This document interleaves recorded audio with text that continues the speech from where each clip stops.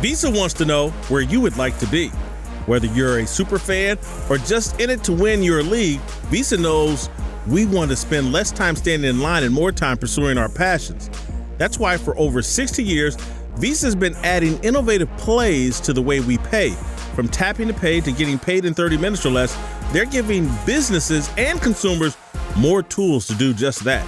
They know that every Visa transaction is a promise. Whether it's a street vendor in front of a stadium or picking up the latest NFL gear online, Visa wants to provide us with the most secure and easy payment experience possible so everyone, everywhere, can get to where they'd like to be. Visa, everywhere you want to be. Hey, y'all. Uncle Jimmy here. When you speak for yourself, you're forced to think for yourself. And when you think for yourself, the sports world looks different. In order to enjoy this podcast and this show, you need to have the courage to look at the world from alternative points of view and not be offended when you disagree. Speak for Yourself isn't your Twitter, Facebook, or Instagram feed. SFY tells you what you need to hear and not what you want to hear. So, welcome aboard, buckle up, and enjoy the ride. We start with the Cowboys. All right, never forget, Jerry Jones is more businessman than football man. He was rich before buying the Cowboys, and his stewardship of America's team has made him spectacularly wealthy. This week, ahead of Dallas's critical NFC East showdown with the Philadelphia Eagles, Jerry flexed his business savvy yet again when talking about injured quarterback Dak Prescott. You like for everybody to be out there practicing, but I'm totally convinced that he'll be in top form, and we've got to have him in top form, and he will be in top form. I think the situation has been described accurately. These are things that guys play with and they practice with, so I think we're in good shape. I feel good about him Sunday. All right, when I first heard that quote, I thought Jerry was putting pressure on Prescott. I thought we were moving dangerously toward a situation resembling the subtle pressure placed on Kevin Durant to play in last year's NBA Finals. We know how that ended. But the more I thought about Jerry's comments, the more I believe they're not about pressuring Dak to play against the Eagles. Dak is going to play. That's a non-issue. Jerry's comments are about contract leverage. The season-long Dak negotiations continue. Jerry has no interest in a media narrative that paints Dak as Willis Reed playing on one leg and leading the Knicks to a championship. That narrative leads to Dak seeking a contract in the Russell Wilson neighborhood of $35 million a year or more. Jerry is setting expectations and trying to control the narrative. By saying he's not worried about Dak, Jerry is saying the injury is no big deal and Dak has no excuses for poor play. This is football 101. I remember being a high school sophomore and injuring my shoulder early in the game. I remember coming to the sideline and thinking, I don't have to play as well the rest of the game. Before I could complete the thought inside my head, my offensive line coach Lee Dilk was in my face shouting, "When you go back out there, no excuses. You better play like you were never injured." I was like, damn, how did he know what I was thinking? Jerry knows what Dak and his agent Todd France are thinking. They're thinking about money, and so is Jerry. Dak is under nearly the same level of pressure as head coach Jason Garrett. The only thing that's going to impress Jerry is postseason success. Beating a bad Eagles team with a bum shoulder won't impress Jerry Jones. I like Jerry's mentality and approach. All right, joining the desk now are Fox Sports NFL analyst LeVar Arrington and Hall of Famer and GOAT candidate Eric Dickerson. All right, Marcellus, I'll start with you. Like Jerry Jones' approach with Dak? No, I don't like it. And if I'm Dak, I'm agitated. I don't feel pressure. I'm just agitated. Let's take us going back to grade school, junior high, whatever it may be, and Whitlock walks in, little baby Whitlock, and somebody says, "You okay?" You're like, "Yeah, I'm good today." And then the next homie come up, "You okay?" "Yeah, all right." Then the next homie come up, "You okay?" And you're like, "Damn, dog, yeah, I'm okay. What's wrong with y'all?" Then they say, "I told you wasn't okay." This is what's happening in Dallas. Dak's like, "Dog, how you gonna tell me how to play with my shoulder and I'm already 100% motivated, so why are you trying to pour on to what my motivation is?" And here's the answer. Because Jerry has more than one scoreboard. You would think an owner will only care about his team, his personnel, and getting the most out of them. If you really care about Dak Prescott and his shoulder and him playing up to top form, that's a private conversation. But for you to play this out in public means, guess what? You care about the court of public opinion as much as you do about your starting quarterback. So this is a situation where I think Jerry just continues to pile on to the point of agitation, but Dak's going to be Dak. He's dealt with this in college. He's going to deal with it this week, and whatever we see, that's what we got to live with. I like the approach of it, but I think it's a standard, sensible approach by an owner, GM. Whether feelings are, it's business. So feelings don't belong here in this conversation. It's about you being a professional. The job says for you to be as available as you can possibly be. And furthermore, I think he does. I mean, the one thing I'll disagree with within the Whitlock is I do believe that this game matters. I think the size of this game matters for a lot of different reasons. Even though they can still get into the playoffs and possibly win the NFC East, losing this game, I believe, it's a major game because if Prescott does not play, I think there's bigger implications if they have to go into the link, play this Philadelphia Eagles team who is up for the NFC East as well. There's bigger implications here if Dak doesn't play versus if he does play. Long-term matters, but I think this game truly matters to Jerry as well, and that's why I think he's putting it out there the way that he is. Well, Dak's going to play. I mean, when has he not played? I mean, I think that's the big thing. And as an owner, Jerry Jones. Jerry Jones, and he don't have to go to the trainer. He makes all the calls. I go straight, hey, Dak, how you feeling, man? How's your shoulder? Do you think you're gonna be, what are you going to be able to do this week? I'm guaranteed he asked that to him straight up because that's the kind of owner Jerry is. Jerry's the general manager and he owns the football team. So he has the right to ask those questions. I feel like, with Dak's play, I think that throwing the football, I've always said this, Cowboys are a run-first team. They haven't done it this year, and I think that's the reason they're in this situation.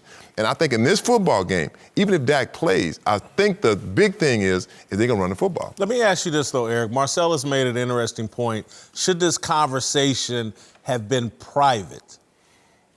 You know what? Think about it. This is Jerry Jones. Jerry Jones doesn't do anything private, really. I mean, he likes to be, I own the Cowboys. It's like, look at me. He's consistent. He's being Jerry. I mean, when have you ever known Jerry to be really private? Key word was should. That's true. But, I'll say it again. That's Jerry Jones. But for us, in locker room, stuff is private. If injury reports, I'm like, man, we know what's going on. But for an owner and for him, for Jerry Jones, no. Yeah, the owner's voice rings loudest. Yeah. And the owner's just come on record and said, no excuses. Now, again, take my high school coach, Lee Dilk. That was a private conversation between me and him. A couple of guys standing around could probably hear him shouting at me, but he didn't go on the loudspeaker and say, hey, look, if Whitlock plays like donkey doo-doo, blah, blah, blah, blah, blah. That's what Jerry has basically done, and it's kind of, I understand why he's done it. They've been in a 4 or 5 month long dispute over money. And I don't care how much they like each other. Right. When you argue with somebody over money for that long, eventually feelings get involved and inappropriate things start happening. Yeah, man. I love the point of how the owner's voice, it echoes. It's louder in volume. When you get your check, there are only 2 names on it. It's your name and whoever wrote that damn check. And guess what? I'm listening to you, and you're coming at me knowing that I'm compromised, knowing that I'm less than right now, and saying I'm going to perform at top form, top level.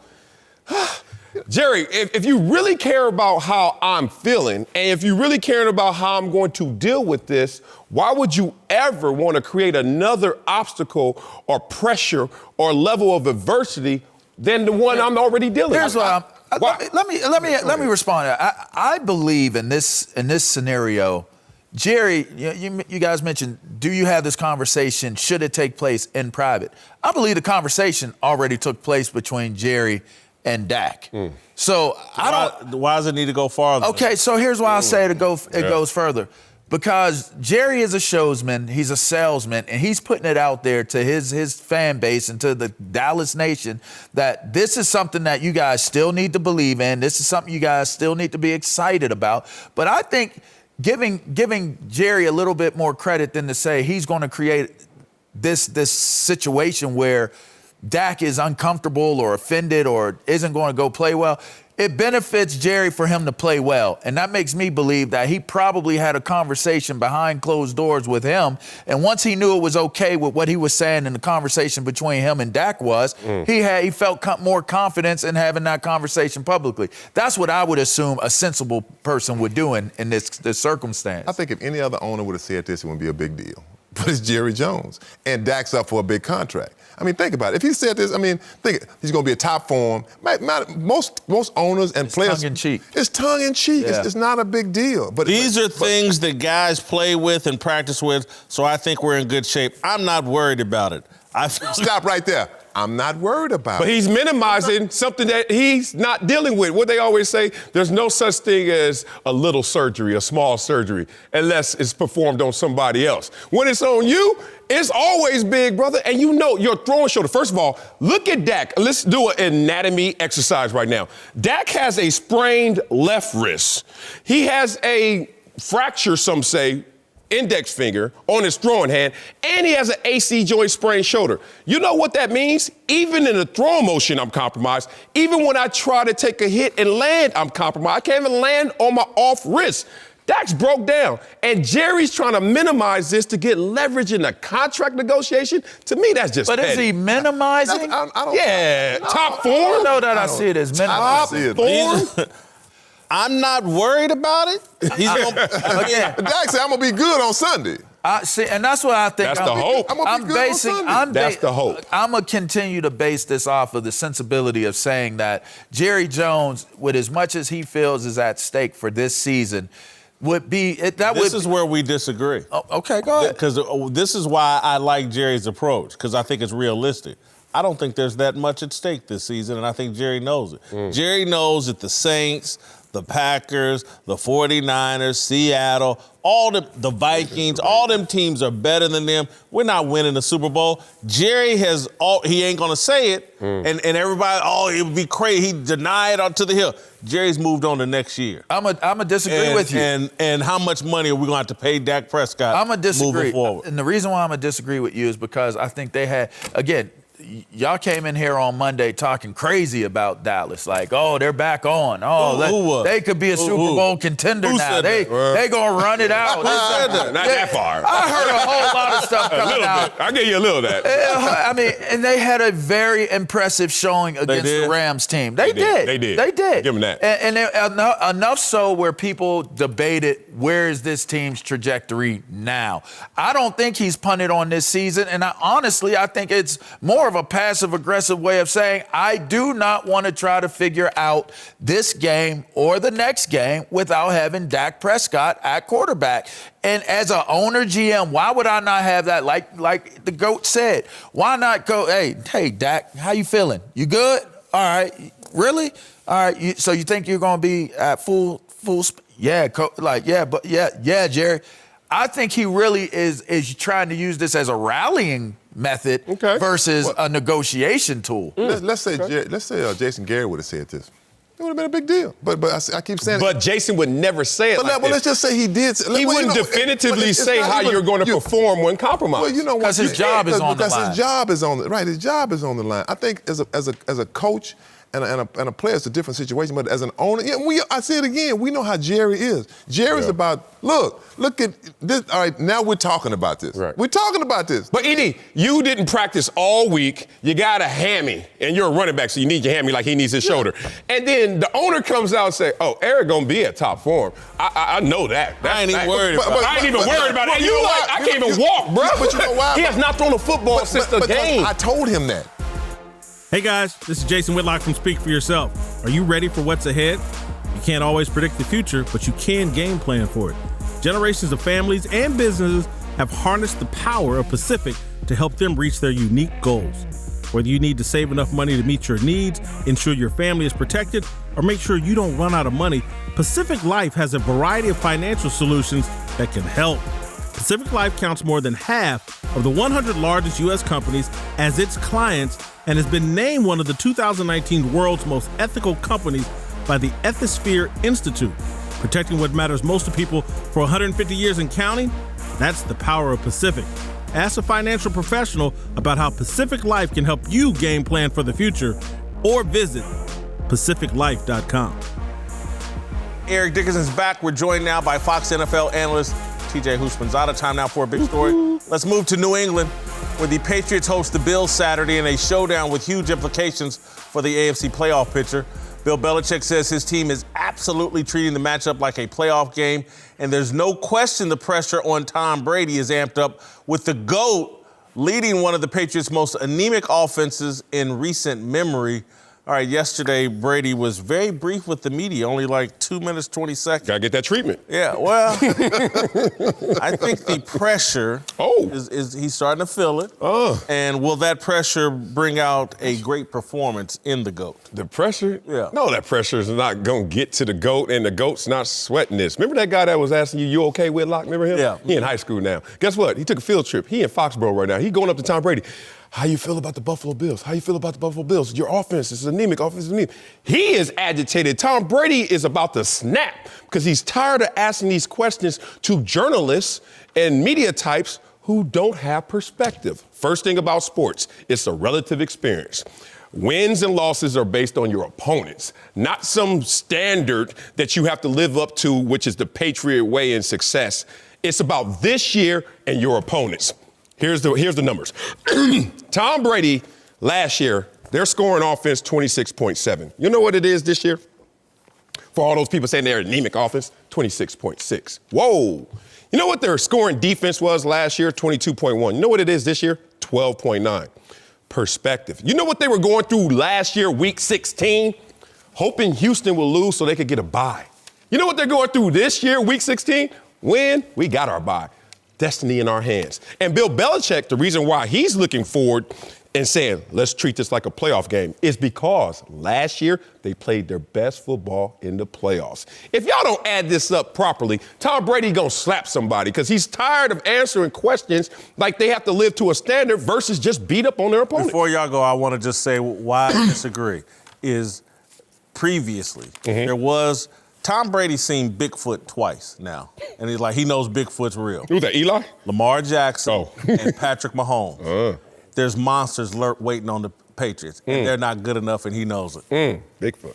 Deshaun. The pressure is not going to bring. The Patriots just don't have it offensively. Now, I agree with you with Tom Brady is not going to feel no pressure, but he knows what he's going to war with. He don't have the players that can bring it through for him. He knows that. The reason Bill Belichick is treating it like a playoff game because he knows the Buffalo Bills, if you don't treat it like a playoff game, gonna win that division. And they gonna have you on the road the first game. And so you treat it like a playoff game so you can get a first round bye or possibly play at home. You just go back to the first game. They won 16-10. They blocked the punt for a touchdown. Josh Allen threw 3 interceptions. Are you going to block a punt for a touchdown again? Probably not. You hope Josh Allen doesn't throw 3 interceptions. The pass rate defense of the Buffalo Bills is 3rd. That's tough treading.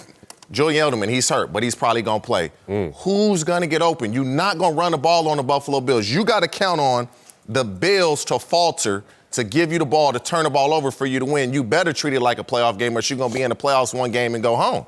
Well, there's the pressure on Tom Brady. I think the pressure's on a 42-year-old Tom Brady. 32-year-old Tom Brady, this is no pressure. But it is because now Tom can't make you better. I mean, it was a point where Tom would make his receivers, he'd make guys better around him.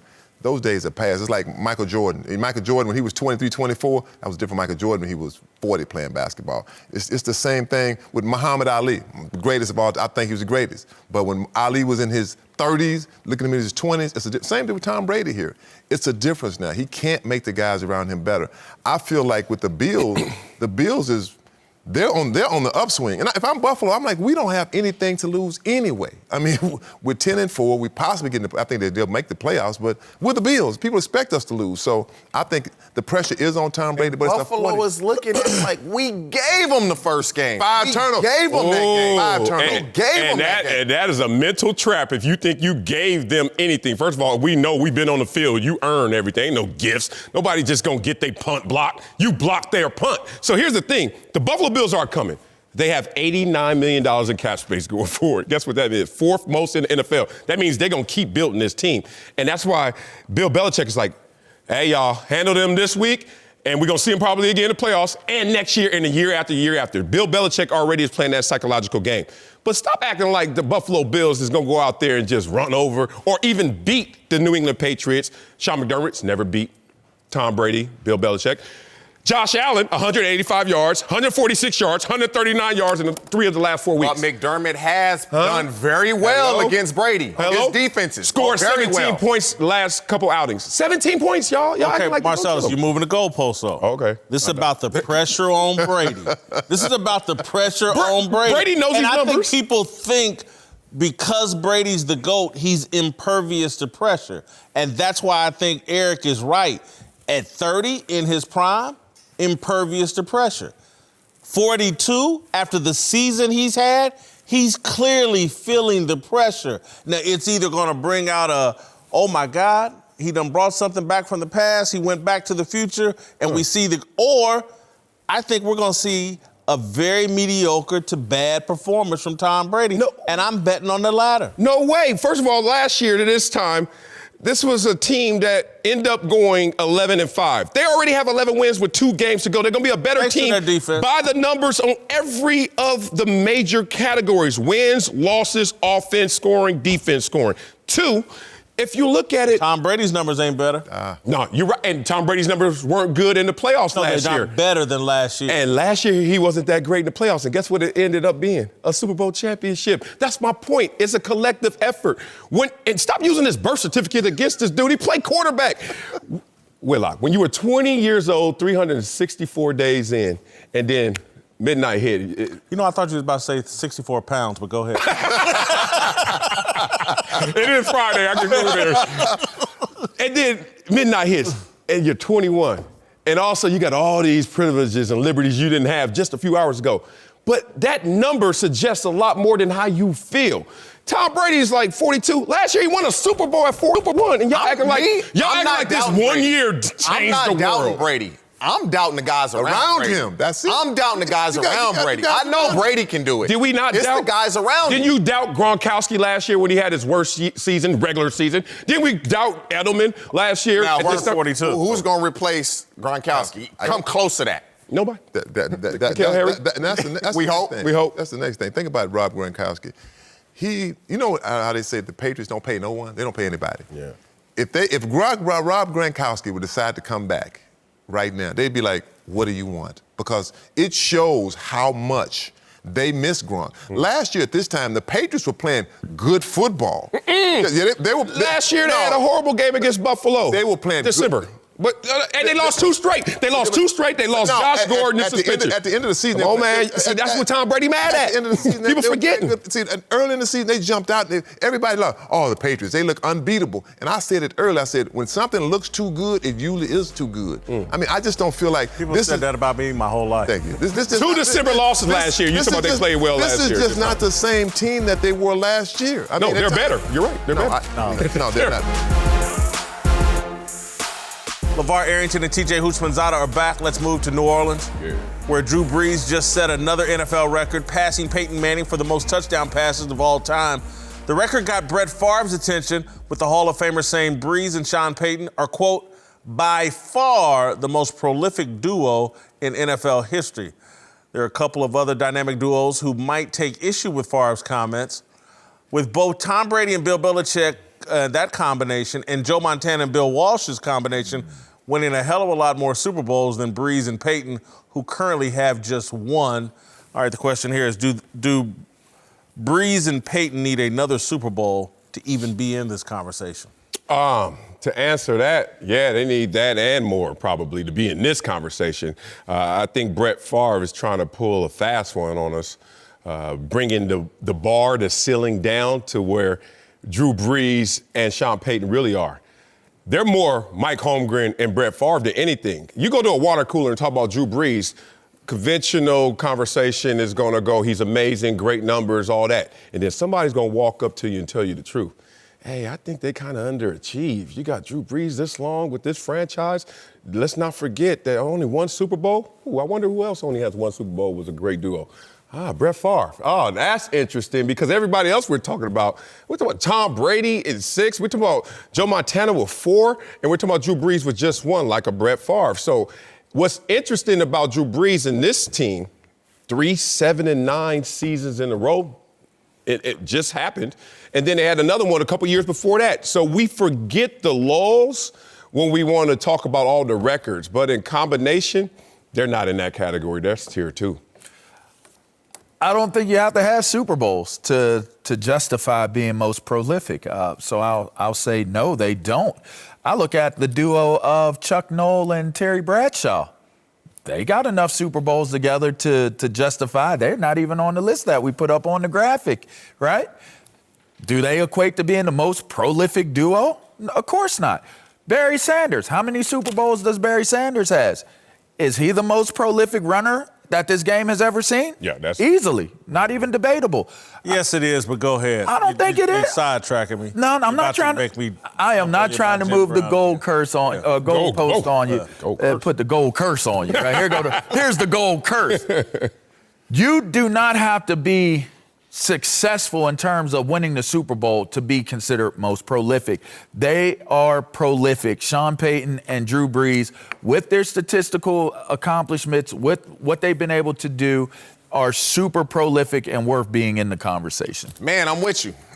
To be prolific is to do something that's extraordinary, put up great stats, and that Drew Brees is top 4 in every statistical category a quarterback can be in. And Brett Favre, he's only in 2 of those, and one of them is attempts. And so that Drew Brees is up there, and it's just so happened that him and Sean Payton, they've been together for 13 years. Very rarely do you see a quarterback and coach stay together as long as Belichick and Brady, that they've been together for 20 years. But what Drew Brees and Sean Payton have done, they've won 1 Super Bowl. You hope he can get more. But as far as being prolific, that duo, no question there. And you look at it, he hasn't played with the type of players that Joe Montana played with. He ain't have no Jerry Rice. Oh, Michael Thomas. Come on. Now, you just said now we really. Michael Thomas right now. He's on his way to possibly being that, but we don't know. He's only in his 4th year. You got John. Y'all acting like Marcus Colston wasn't getting it. No, Marcus Colston. He wasn't getting it. Was he Jerry Jimmy Rice or Graham? John Taylor? Dwight Clark, Roger Craig. So you got to look at who these guys are playing with. Oh, they have squads. And so prolific. That was before 100. He's in the conversation. Free agency, of course. I just want to. Do y'all like Herm Edwards or not? I like Herm. You like? I love Herm. I learned. Play to win the game. Why does everybody keep trying to remove the purpose of the game from any of these discussions? You play to win. They've won a lot of games. I'm going to tell you why. No. There's one game that matters more than everything else, and when you start trying to put all time on people, you better bring some Super Bowls to the table. And I think Sean Payton and Drew Brees know this. That's one of the reasons why they're so irate about last year. They do see themselves as a historical combination that was denied last year, a 2nd Super Bowl, and then they could really be in these discussions. They need a second one. I'm not putting these guys on the same level as John Elway and Mike Shanahan. Y'all don't remember Shanahan was Elway's offensive coordinator in Denver a lot of years with Dan Reeves, and then they won 2 Super Bowls together. But certainly Joe Montana and Bill Walsh, get out of here. Tom Brady and Bill Belichick. Discredit what Drew Brees has done? Discredit, but he's Don Shula and Dan Marino right now. He's Brett Favre and Mike Holmgren. I don't have a problem with that. I wouldn't have a problem. But that's one of the best ever. Is that the top tier? That's one of the best ever. Is that the top tier? Holmgren and Brett Favre? That's top tier. No, so that's hold on. Top tier. On the top same of the level. top. That's top tier. Thank you, TJ. Brady and Belichick. That's the top of the top. Yeah. Now, are we saying top 3? Or I heard top 10. We're not talking top 10. That was a previous conversation earlier in the week. Okay. Check your CTE at the door. I'm sorry. Not right now. But here we go. They are still considered to be one of the most. You do not think that it's a different tier. They're not there with Brady and Belichick, Montana and Bill Walsh. I don't buy that. And look, I'm not usually so simplistic, sometimes lazy with, let me just count the rings. However, when you play the most important position, when the ball's in your hand every single play, TJ, it's not you. LeVar, it wasn't you playing linebacker. It wasn't me, DN. We can have amazing games and get our butts killed. Quarterbacks, when they have amazing games, there's a correlation to success. And if they don't have the ultimate success to show it and make that on repeat, The stats Yeah, show but then it comes up short for a reason, and that's the difference in tiers. LeVar, I just can't believe you sound like a fantasy football player. Oh, come on. And that's what they've turned all this analysis of football into, fantasy football. And it's like, oh, just look at the stats, and that tells the whole story. Well, I think Jameis Winston or somebody's about to lead the league in passing yards or touchdowns. So Barry Sanders' yards don't mean has anything. a Super Bowl. His yards don't mean anything. That's a distraction. No. Bringing Barry Sanders into the conversation, that's a distraction. He's the most prolific runner that's ever played this game with no Super Bowls. How is that a Drew Brees distraction? is doing it year after year after year after year after. Like, it's nonstop. Yes. It's nonstop. With Sean Payton. Right. Nonstop. You know what? They set the rules up for it to be that way for quarterbacks, too. Oh, my God. The new rules have done that. Why isn't everybody else doing it? A lot of people are doing it. Everybody else is I'm doing not it. diminishing Drew Brees' numbers. I'm saying when it's time to split hairs, that ultimate success and that ultimate game matters at that position They're more in than that anything else. conversation. Now, like I Running said, backs are not in that Brady conversation. and Belichick are at the top. They're looking down at everybody else, and I don't believe anybody will come close to them. That's all I But was after saying. that, Can we revisit Terry Bradshaw and we're Chuck not. Noll then? No, we're not, because I just want to ask you this. Pittsburgh. Honestly, TJ, are going to sit here on national TV and say Joe Montana and Bill Walsh, that Drew Brees and Sean Payton on the same level as Joe Montana and Bill Walsh? Joe Montana played with so many Hall of Fame guys. Hey, TJ, say it with your chest. Level. And Same so, level. Say it with your chest. You're playing with other guys. You tell me one guy that Drew Brees has played with that's going into the Hall of Fame. And I can tell you 5 that Joe Montana played with. And that makes a difference. You know why? You know why Joe Montana's guys are? Because they won a bunch of Super Bowls. And that puts you in the Hall of Fame. When you only win one, less guys go to the Hall of Fame. If Drew Brees gets some more Hall of Fames, Cam Hayward, he's going to go. Cam Jordan, I'm sorry, he's going to go. That's a distraction. The Hall of Fame is a distraction from the conversation of what you're asking. I'm just amazed Whitlock came with that counterpunch because I was stuck. But the fact that you said it, you have to have that ultimate success. 2 things happen. We poach you of your talent. Every team wants that talent. And then everything gets inflated to the Hall of Fame level. Well, that's why Edelman's in the conversation for Hall of Fame, despite not even having numbers. He's in your conversation. He's in the conversation. No. And that's because of ultimate team success. No. I agree, but he's in the conversation. I can't deny that. They're in the conversation. I'm very just jealous of Edelman. If your peers don't ever vote you into a Pro Bowl, how can you go to the Hall of Julian Fame? Edelman way better than you, TJ. You said it right. He know he ain't. Joining us now is Fox Sports NBA analyst Rick Bucher. Time now for Darnell's question of the day. All right, take it away, homeboy. Yes, sir. Let's move to a huge NBA matchup last night where the Greek Freak and the Bucks took down my Lakers. Giannis had a huge night, scoring 34 points and shocking pretty much everyone with the career-high 5 3-pointers. During the game, Giannis' mind putting a crown on his head. And after the game, LeBron was asked about the MVP's big night and pretended to tip his cap. I wanted to ask you guys, you think Giannis took LeBron's crown last night? Did he take? No, I don't think you can do that in a regular season game at all.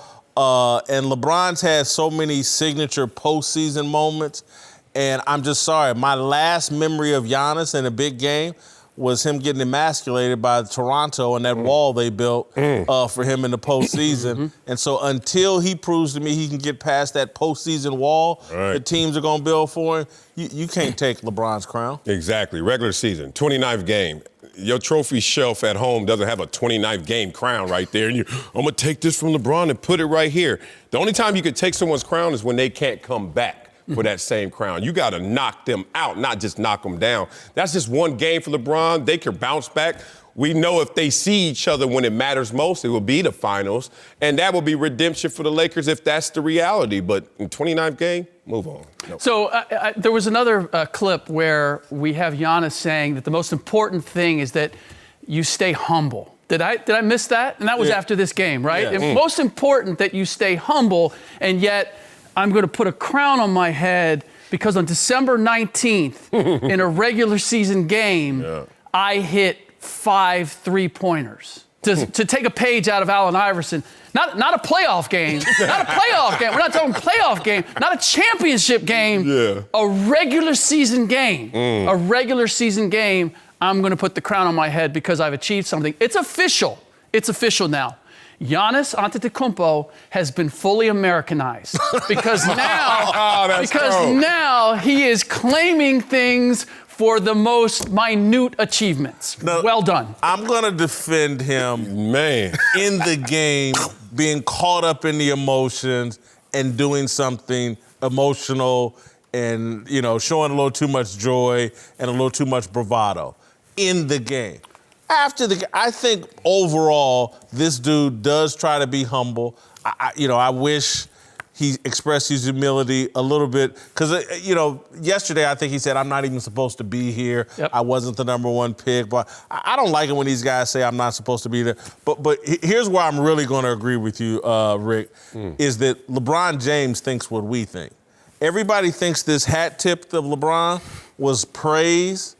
It was really him trolling, let's see him do it again. Tip my hat to him, but we'll live with that. Yeah. If this dude's gonna knock down 5 3-pointers and that's how they beat us at home by 7 points, I can live with. That's to me what LeBron was saying. I can live with that. Yep. And by the way, that's not how they're going to beat them. I don't care if he's hitting 3-pointers from 30 feet. That's not going to win a championship for them. I want to see him be able to operate below the free throw line where he's going to draw attention because I want Kyle Korver and Pat Connaughton and Chris Middleton hitting threes. If you can hit a three now and then, I'm good. But that's not how Giannis is going to lead this team to a championship any more than LeBron James has led his teams to championship by shooting threes. That's not his role on this team. Everybody lost their minds because he's hitting threes right now. Yeah. He's hitting them from 30 feet. What else can you do from 30 feet other than shoot a three? And is he going to do that? He did it last night with 10-point leads. You're going to do that down by 2 with 8 seconds left? When you start hitting those threes, now I'm buying that you've accomplished something. It's interesting watching athletes, competitive as all outdoors, compliment each other. And I've learned that there's a psychology at times to that compliment. You pump up something that's beatable, something that you actually like, oh, yeah, let me give you all the props in the world because I know you at full throttle ain't got it. Right. Like when it's really a distance and you're like, oh, I can't do it, I ain't pumping you up. You already are a monster. So I watched LeBron do that. And I was like, oh, LeBron, you already think, oh, we got the DNA of this team. We know how we could get them, but when it matters most. LeBron's worried about your guy, not this guy. Exactly. And it's funny. Clippers, Kawhi, we know how it goes. This takes me to an analogy, an example that Kobe Bryant brought up when everyone was poking at Kobe Bryant saying, you almost were Jordan. You were there, but not exactly. A great facsimile.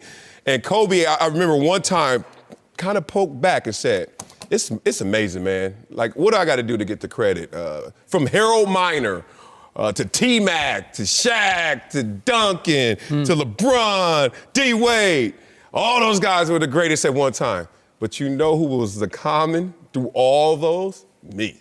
And that's what I think LeBron is just, there's a part of LeBron looking at Giannis like, all right, don't forget. Like through all this transition and Reggie Miller saying, oh, the torch is passed. Okay, don't forget who's the common denominator. I think that in that Lakers locker room last night, they were giggling, not so much at Giannis or just in a disrespectful way, but just like giggling like, dude, I hope this guy falls in love with the three-pointer. I really do. Sure. I hope he focuses on this the rest of the year because come the postseason, I don't think in a 7-game series, if we see them in the NBA Finals, he can hit enough three-pointers to beat us.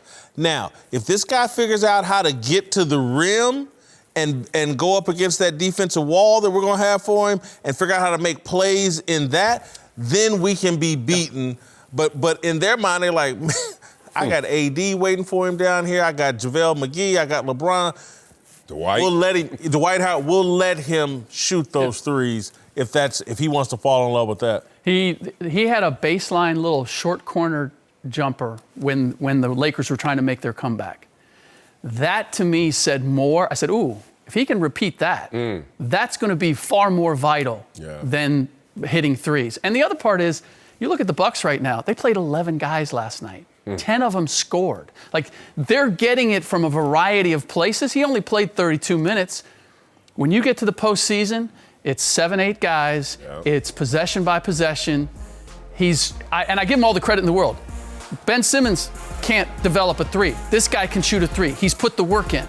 But in terms of what's going to make them champions, that ain't it. Joined again by Rick Bucher and LeVar Arrington. Time now for the most fearless discussion of the day. All right, this week, Nike released its latest commercial promoting itself and LeBron James as brands that want to save America with Marxist utopian ideology.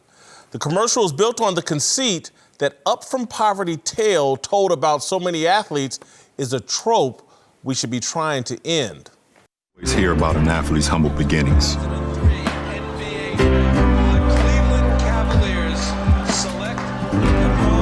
How they emerge from poverty or tragedy to beat the odds.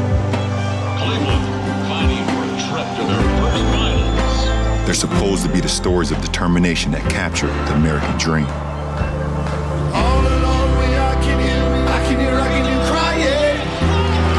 They're supposed to be stories that let you know these people are special.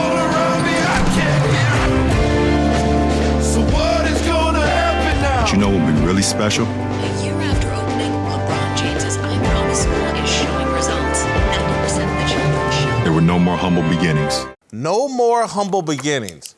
Who could criticize that goal? Well, anyone with an elementary understanding of society. Humble beginnings is a relative phrase. I thought my upbringing was humble until I moved to Rock Hill, South Carolina, and got a view of American Southern poverty. I thought what I saw in the South was humbling until I was educated about the plight of children in Mexico and across the globe. LeBron and Nike released a commercial that mocks the American dream. LeBron says they're supposed to be stories of determination that capture the American dream. They don't. Michael Oher's story says nothing about America. Allen Iverson's story says nothing. Deshaun Watson's. If you give everybody in America $1 million, all you would do is redefine American humble beginnings. You wouldn't eliminate them. Marxism and its running mate, communism, sell the false premise that you can equalize everyone's starting point and therefore equalize opportunity for success. This has never been accomplished anywhere on the planet in the history of mankind. But that won't stop useful idiots from agreeing to promote the concept in marketing campaigns and newspaper editorials, especially if their business interests are tied to communist China. 2 weeks ago, the New York Times published an editorial stating that resources determine the success of black kids more than family structure. It's one of the dumbest, most evil things I've ever read in an American newspaper. LeBron's new Nike commercial is the New York Times editorial brought to television. No more humble beginnings.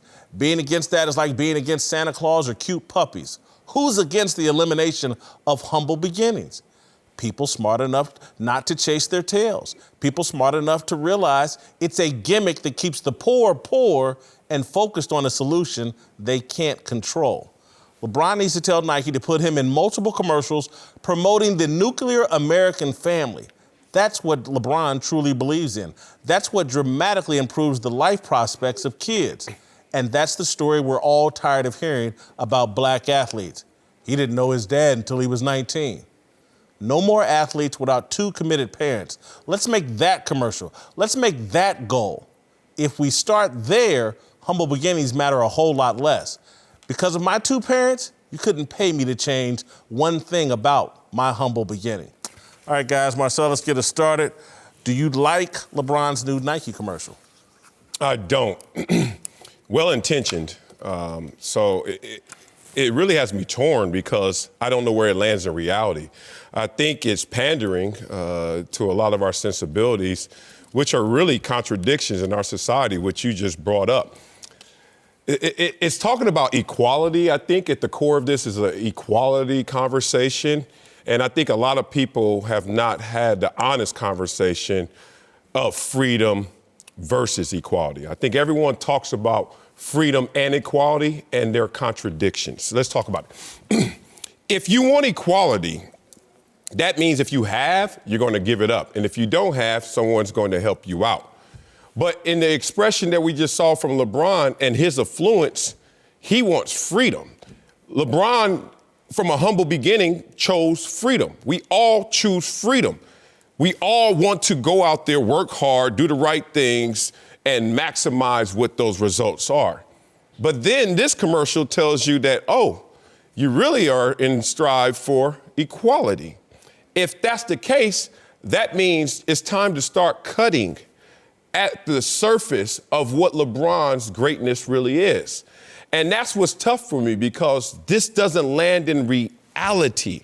It is well-intentioned, but it is displaced. It's displaced as a quarterback at 1 o'clock on a kickoff, taking a knee and thinking that's going to have an effect in other parts of this world and in inner cities. It's just displaced. It's pandering at its finest and at its worst. So, no, I didn't like it. So 92% of what we convey is nonverbal. Your body language, images, your facial expression, your tone of voice.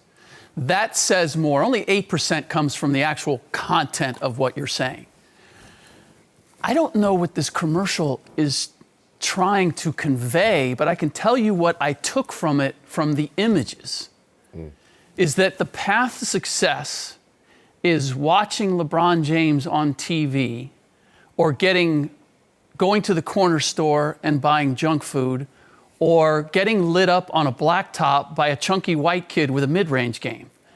Other than that, I don't, what is, if this is an uplifting, we want to improve the lives of our youth, where is that message? I saw the idolatry of LeBron, and watching him, what he did is not replicable by the kids watching. So I'm confused. It's not a shoe commercial, for sure, right? It's not a shoe commercial. But it is. Okay. But it is. It is. But is it? So what, just tell me what you took the interpretation of where this is coming from and what it ultimately does. But I have no idea what LeBron meant to do with this other than to kind of glorify everything that he's done. Boom. I hate to be like the nail in the coffin going last, but I was confused as well. I agree with what you're saying. You know, when I looked at the commercial and I looked at it and was very careful to go through it because of just the details that may have been lost. But I don't like the commercial because the first thing I came up with was it's a perpetuation of what people place a stigma on what a humble beginning is. And I find that to be very interesting because what is truly a humble beginning? By the definition of this commercial, you have to be impoverished. You have to grow up and not have. You're not special. You don't matter. You don't have opportunities. Where I am proud of what I came from. I'm proud of those moments and never thought I wasn't special. And I didn't know that humble beginning made me less special than this person. I'll give you a great story. The Tish and the Mara family, owners of the New York Giants, their kids are locker porters during training camp. And you want to know what a locker porter does? He picks up your dirty pen. You know how dirty pens get after practice. Them stinking dirty pens. They pick them up off the ground. They put them in the laundry bin. They clean up the locker. They do all these things, and they're working for somebody that they're going to pay at some point in their life. They're in service. I would say that is a humble beginning. So don't take away and minimize what one person's humble beginning is versus somebody else's humble beginning and try to classify it as if their education is different from this person's education because of the socioeconomic status that this kid is growing up in. I thought it was a tremendous miss. Rick, I think the point of the commercial is to create the image that LeBron is extremely empathetic towards people that are economically disadvantaged. And I think that is commonplace among a great many people in America. A large percentage of people in America are empathetic towards the poor. I think there's disagreement on how we help the poor uplift themselves. There are some, and this is where I think the Nike commercial goes to and why I connected to the New York Times, the government should supply the resources for the people that have less than, and let's remove all humble beginnings because everybody's going to have a brand new car and a cell phone and 3 hots and a cot and live in the perfect blah, blah, blah. We're going to equalize everybody at the bottom. And then there's those of us who are like, well, I'm not sure if that's really a solution, because all you're going to do is redefine what a humble beginning is. Right. Because in all these societies where this is being attempted, in these communist countries and socialist countries, go look at the results. They're not doing better than the system we have here in America. And so I just think and again, a lot of these communist, Marxist theology, whatever, they love to create these false gods and idols for people that stand as great symbols, and the worship of them will make you better. And there'll be some trickle-down effect from worshiping them. And so that's why it is a commercial built around kids idolizing LeBron. Okay, but that's not what I'm sure that's not what he intended. Exactly. Right? And that's where, this is what really amazes me. Let me just say this before you go. Yeah. I'm not sure. I do think LeBron thinks there's value in looking at him as an idol. That's why he did this commercial. If more kids look up to me, and again, this is where I'm against celebrity, and I wish the message were, because I don't believe in trickle-down social justice, or if LeBron's treated better, or if he's worshipped, the world's gonna be better. I believe, and I think this is what LeBron probably truly believes based on the way he's living his life. Nothing's better than family. Nothing's better than 2 committed parents. Those are the primary resources human beings need, 2 committed parents. What LeBron is giving his kids rather than this commercial and a little feel-good moment. To bring a little levity, there is one thing greater than having 2 parents that have something. You know what I mean? And that's what we're getting into. I think this commercial tried to land there. We don't even have to look outside our own government to realize what I was talking about earlier. What you just brought up is really the distinction between freedom and equality. Kind of runs in party lines, not to get too political up here, but freedom is usually represented by Republican beliefs, and Democrats kind of think and lean with equality.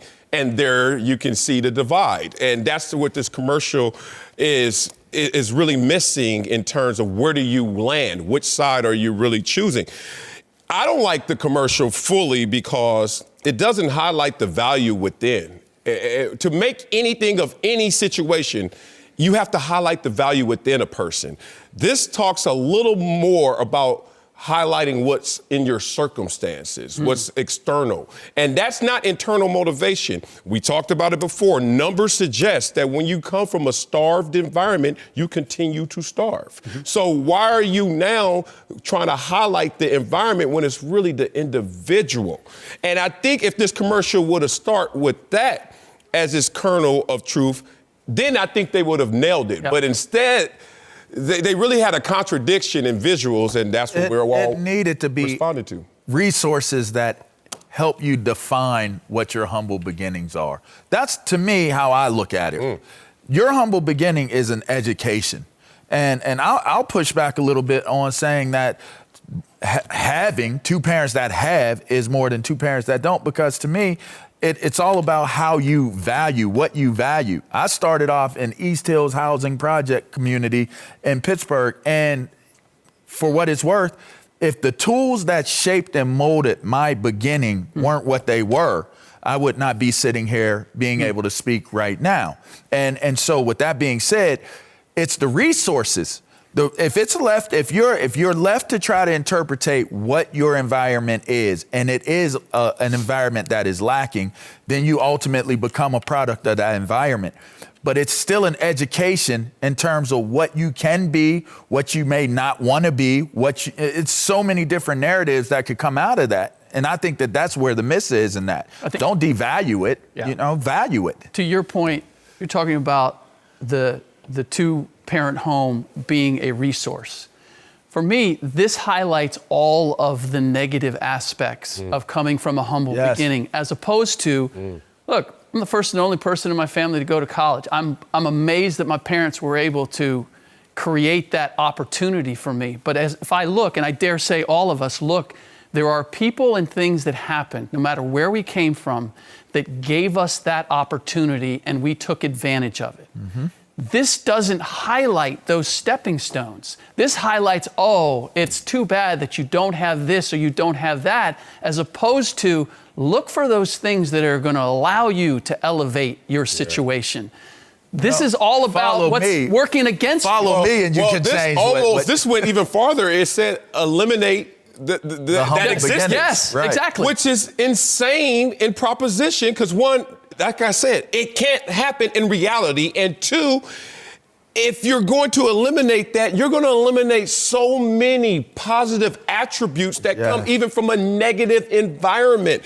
So the craziest thing for me is I didn't take it like with a racial scope. Thankfully, although part of the message is and you got to be black to be in a humble beginning, and that's where another miss for me was with this commercial as well. I sit here and think about some of my fondest memories were in the ghetto. Some of the greatest moments of my life were in the so-called ghetto. So my father built a brand new home in the hood, his business in the hood, his bar, the Masterpiece Lounge, in the hood. It's my favorite place on earth. And so this humble bar, this humble neighborhood. Try again, Nike. Whitlock and Wiley, LeVar Arrington's back with us. Let's return to Philadelphia, where the Eagles host the Cowboys Sunday with their season on the line. According to Fox Bet, Philly is actually a 2.5-point underdog at home, and Carson Wentz is looking to quiet some of his critics with a big win that would put the Eagles in the driver's seat to win the division. All right, the question here is, would Carson Wentz justify his contract with a win on Sunday? No, not at all. I mean, first of all, that contract, we talk about Carson Wentz, $32 million, and then you're talking about a team that could potentially go 9-7 and limp its way into the playoffs to do what? I think it would actually highlight some of the underachievement based on that number. It will almost be fool's gold to set up this team to say, oh, here we go. We're in the postseason. We're doing something. Oh, that's the reality. And that being highlighted may come back to backfire on Carson Wentz in terms of his status within this organization. So it's a weird thing. We all want to just get into the dance and then figure it out then. But it's interesting if he gets there by a win this Sunday and then all of a sudden has a huge letdown, $32 million is going to get shot at. They can't lose. So while I'll say no, this game in specifics will not define justification for his contract, it keeps the conversation of justification alive. Mm-hmm. So if they lose, they're going home, essentially.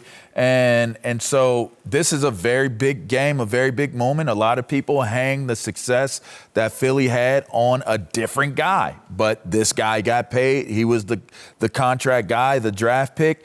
This performance that he puts out there this weekend certainly keeps the conversation alive for Philly fans, for Carson Wentz, maybe even for the team and the ownership to have paid him this money. As injury-riddled as the Eagles are, he's out there playing with table scraps. Mm-hmm. And if he can beat Dallas and put them in control of their destiny and have them win the NFCs, I think going into the offseason, everybody's done talking about Carson Wentz being overpaid. Nah.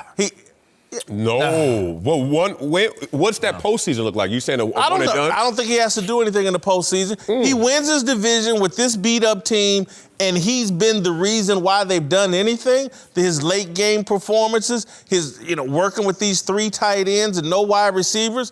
Don't you got to give the man some credit? Who's the justification for? The fan base and the talk. Now. And again, I just don't think if this guy wins this game, it's going to be hard for me to sit here and say, I don't understand why the Eagles Here's paid. where the problem is with that reasoning. Nick Foles set the bar really high for Carson Wentz to gain justification of a high-paid franchise quarterback. Nick Foles went down to Jacksonville and got exposed. Nick Foles delivered a Super Bowl trophy in a place that has never had one. With a far more healthy team than what Carson Wentz is working with. But you said the fan base. If it's the fan base and you're saying justification from the front office to justify it to the fan base is sitting there saying Nick Foles got us the Lombardi trophy. That's what a fan is saying. Yeah. So now the bar has been set pretty high for what Carson Wentz has to do in order to justify where he's at. And you don't want to get the fan base's hopes up. Let me be real about this. I know I've been on some playoff teams and some non-playoff teams. It is more painful for all to lose in the playoffs than to not make it at all. I mean, I've heard 1,000 guys say it, and people don't, it's counterintuitive, but think about it. Once you know you're not making it, it's a softer blow versus, because once you get in, everybody thinking, 3-game schedule. We can do it. 4-game schedule. We can do it. Against these NFC teams, they're going to limp into the playoffs and play somebody good. Philly will be cool with it. And they take that L, and then they be like, we paid him $32 million to do this. And I'm telling you, that drop is greater than not making it at all. All right, Darnell, is there a Super Six for the Cowboys Eagles this weekend? Yes, sir, there is. And before the games kick off on Sunday, be sure to download the Fox Sports Super Six app and play for free for your chance to win Terry Bradshaw's $250,000. Like you just said, Eagles, Cowboys, and win the Super Six matchups. Let's help our fans win some money. Give us a winner and a score. LeVar, we're going to include you. I told you, 21-14, man. 21-14? I told y'all. Eagles? Eagles. All right, I got the Cowboys beating the Eagles 33-26, closer score. This is a very coin flip game. I think it's going to be a last possession game. Whoever has it last, if it's Philadelphia, I think Philly wins by 3 points, 24-21. Uncle Jimmy's here to help us talk about our approval rating for Jerry Jones. You know. All right, but first, who's your big dummy of the day? Woo! Big dummy of the day go to the person who said to you, you remember when you was 20 years old and 364 days? Marcellus, you know what the hell you wanted to say, man. Go ahead and take that shot, man. Don't be scared of this dude. I ain't scared to gun it, but that wasn't it. Man, you had that shot, man. All right, let's talk Jerry Jones, whose Cowboys have a huge showdown with the Eagles Sunday. Dak Prescott is going into the game with a shoulder injury, while Jason Garrett has been under fire for weeks. Yeah. Marcellus, who do you think Jerry Jones is more concerned about this week? Dak or Garrett? It has to be Dak because he cares about Dak now, these games, and through the postseason. Jason Garrett, he only cares about you in the postseason, and you got to have a hell of a run to keep your job. So it's Jerry's Dak. already said, Dak, there's nothing to worry about. He's going to be in top form. Top form. Yeah. Man, that's sad. Putting it out there, telling the dude you better be perfect or else. I don't know. I think that he's perhaps more worried about Jason Garrett because of his ability to do dumb things or just clap on command or whatever the hell. But anyway, all right, Uncle Jimmy, you have any thoughts on Jerry Jones? So it is written, so it shall be. I like Jerry Jones because he reminds me of me. Jerry Jones is a macho man. He's a man's man. He's a maverick, a trailblazer. He's an astronaut soaring through the sky, man. He's the pumpkin pie at the Christmas dinner. Oh, yeah.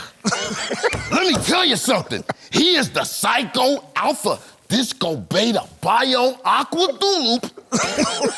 And you know what that means? Yeah. That means that come Sunday night on Abe Lincoln Field in Philadelphia Arena, Jerry Jones and the Macho Madness is going down. You know why?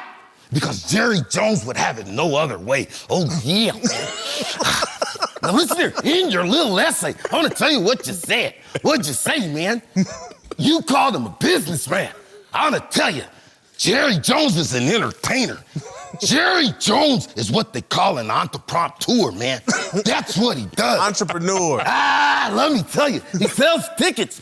He puts butts in the seats. Oh, yeah, that's what he does. He's always been ahead of his time, man. They told him to sell Coke in the stadium. He said, I'm selling Pepsi. They told him, if you fire Jimmy Johnson, you'll never win another championship. He won one with Barry Switzer, man. I'm gonna tell you something. They told him to pay Dak $40 million. Jerry Jones ain't no damn fool, man. He knows that paying Dak $40 million is ill. And you don't throw good money after Dak, because that's whack, man. Now, let me tell you something. Just comparatively speaking, Mr. Whitlock, the Eagles don't have a chance in hell. It's written in the stars. Ezekiel Elisha and Dakota Rain They'll be amongst the moon, the stars, and the quasars because they're destined for greatness. Oh, yeah. I'll tell you one more thing, Whitlock. Don't you worry your little chubby head about the coat, his shoulder, his arm, his finger, or his pelvis, you understand me? Jerry will exorcise those demons from you when the time comes. And the Dallas Cowboys, they'll be just fine, man. Oh, yeah. What are you gonna do, big boy? What are you gonna do? It's the Macho Madness and Jerry Jones. We're coming all over you.